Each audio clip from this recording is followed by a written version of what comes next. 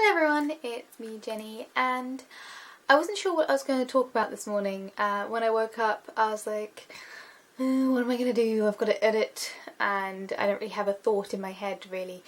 So I do what I did most Friday mornings, which is, unless I've stayed up all night watching Critical Role, I click onto Critical Role and watch the latest episode on Twitch. And no spoilers, but basically I had to leave 5 minutes before the end of this most recent episode, and I spent the entire day thinking about Critical Role at work. I had to be there for 8 hours with an enormous cliffhanger, knowing that there was 10 minutes left of the episode, but still an enormous cliffhanger in the last section before that last 10 minutes, where it had been a pretty standard episode up until that point, and then the last, stuff was just, oh my gosh, everything was going on. Big changes to the universe was happening, and all I could think of was how crisp and clear the mental image of the described scene was. And so what I'm going to kind of talk about today is imagination. Because imagination is super duper intense. It's one of the reasons why I love films. I love films. I started off on the YouTube channel making movie reviews.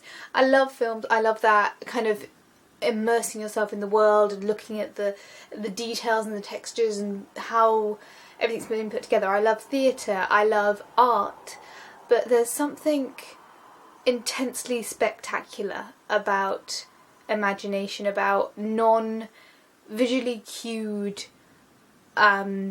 imagery, and something as simple as a description of a tower and an entity holding on to my brain for a full 8 hours continuously. And then I got home from work and I got myself some food and I sat and watched the last 10 minutes, and at the end of those last 10 minutes I genuinely had no feeling from the waist down. I was so adrenaline shocked and so that I'd lost feeling in my legs and couldn't move for a full minute, because my mind was so wholly taken up with the imagery of what was being said. And I honestly, I don't watch that much TV. I really don't. And I'm very much of the mindset of, once I'm very invested in something, I tend to stop watching it so I can then marathon it later.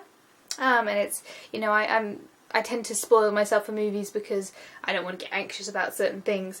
But the thing with Critical Role is I have to watch it chronologically. I can't really wait. I don't feel like I really want to. I have such investment in it that I don't want to wait for weeks and weeks and weeks for it to come out and then watch it in a one bulk go. And equally, I can't not watch it because I want to watch it, and it's been I've got the feeling this episode's going to stay in the back of my brain and kind of niggle away at my psyche for the rest of the week.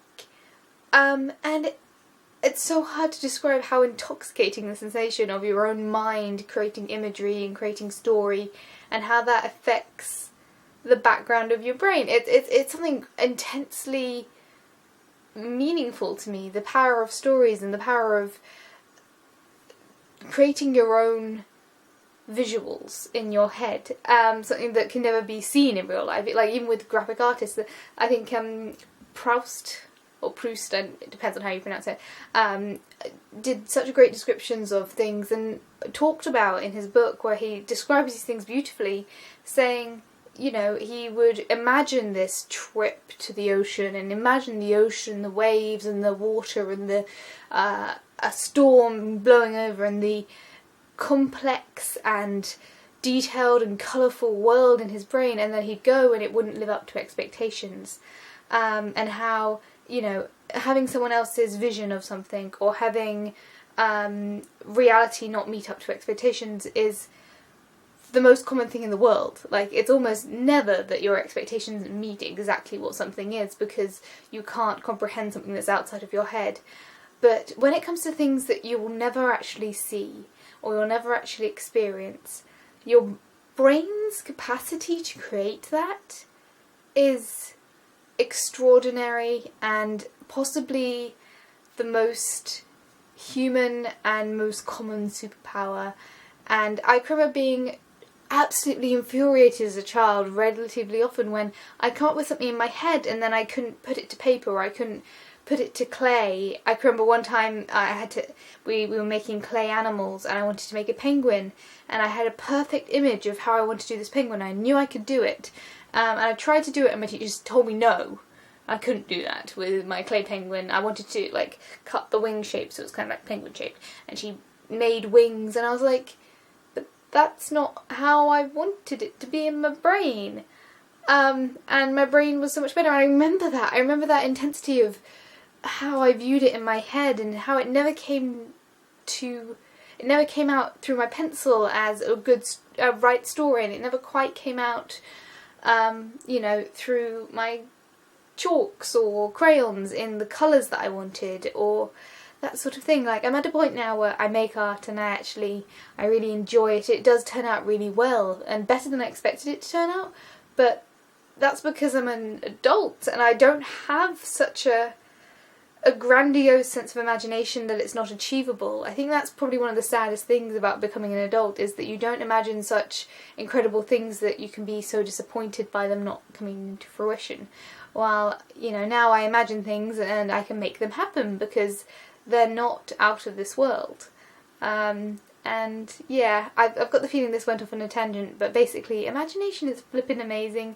Critical Role is one of my favourite things. I know it's not for everyone, I know it's a very large time investment and it's a very nerdy thing to be invested in, but I can't say that my life hasn't improved for having experienced D&D from that particular place and then going on and doing my own D&D, because it's a type of imagination which I've so thoroughly neglected, and it's intoxicating is the only word for it. It's waking up a part of the neurons in my brain that I haven't accessed in so long, and it's like a cold glass of water on a hot day. It's mentally refreshing in a way that I haven't experienced in as long as I can remember.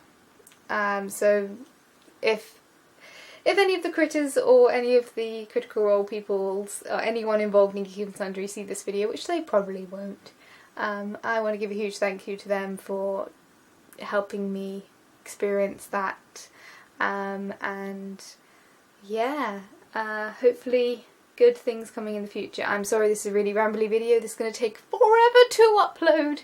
I'm sorry. But there we go. I just wanted to brain crack all over the place. I wanted to get those thoughts out my head because, yeah. And I'm going to rewatch the most recent episode of Critical Role into the early hours because I just want to kind of re-experience that psychological high. And because I can't wait until next Friday, Thursday, whatever time I end up watching it, because oh my god, oh my god, oh my god, oh my god, oh my god, oh my god, oh my god, oh my god, oh my god. Thank you for watching. Feel free to comment about when the last time your brain got woken up to something completely new and exciting. And I will see you guys all tomorrow, hopefully for a channel trailer, if I manage to get it finished, which I don't know if I will at this point, I really honestly don't know. But yeah, thank you for watching and I'll see you guys all soon. Bye.